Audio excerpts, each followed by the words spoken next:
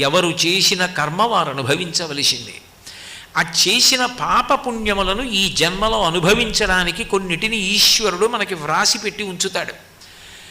ఎప్పుడు ఏదొస్తోందో ఎవరికి తెలుసు? ఏ కష్టం వస్తోందో తెలియదు, ఏ సుఖం వస్తోందో తెలియదు. సుఖం వస్తే భరిస్తాం, కష్టం వస్తే భరించలేం.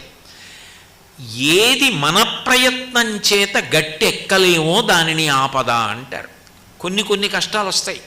ఆ కష్టాలు యథార్థానికి మన యొక్క ప్రయత్నంతో గట్టెక్కి ఇచ్చు.